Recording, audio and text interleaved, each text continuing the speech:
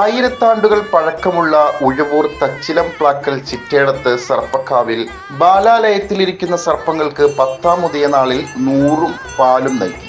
സർപ്പക്കാവ് പുനരുദ്ധീകരിക്കുന്നതിന്റെ ഭാഗമായിട്ടാണ് നാഗരാജാവ്, നാഗയക്ഷി, നാഗകന്യക തുടങ്ങിയവരെ ബാലാലയത്തിലേക്ക് മാറ്റിയത്.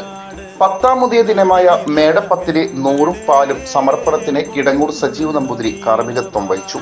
ഉഴവൂർ നഗരത്തിനോട് ചേർന്ന് തച്ചിലം പ്ലാക്കൽ കുന്നിലുള്ള ഈ സർപ്പക്കാവ് കൂറ്റൻ വൃക്ഷങ്ങളും വള്ളിപ്പടർപ്പുകളും നിറഞ്ഞ അതിപുരാതനമായ കാവാണ്.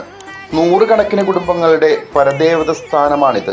വർഷത്തിലൊരിക്കൽ മേടപ്പത്തിനാണ് ഇവിടെ സർപ്പങ്ങൾക്ക് 100 പാലും സമർപ്പിക്കുന്നത്.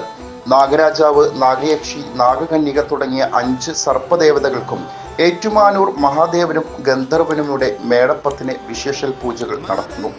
സർപ്പങ്ങൾ, ഏറ്റുമാനൂരപ്പൻ, ഗന്ധർവൻ എന്നീ ദേവതകളെല്ലാം ഒന്നിച്ചു വാഴ്ന്നയിടമെന്ന നിലയിൽ തച്ചിലം പ്ലാക്കൽ സർപ്പക്കാവിന്റെ വിശേഷ പ്രാധാന്യമാണുള്ളത്.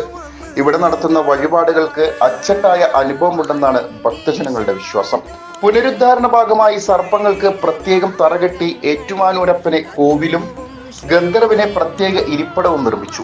പുനഃപ്രതിഷ്ഠാ ചടങ്ങുകൾ എത്രയും വേഗം നടത്തുമെന്ന് തച്ചിലം പ്ലാക്കൽ ചിറ്റേടത്ത് സർപ്പക്കാവ് പുനരുദ്ധാരണ സമിതി അംഗങ്ങൾ പറഞ്ഞു.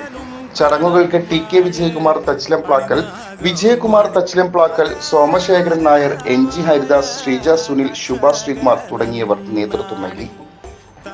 City voice, Kaduthuruthy.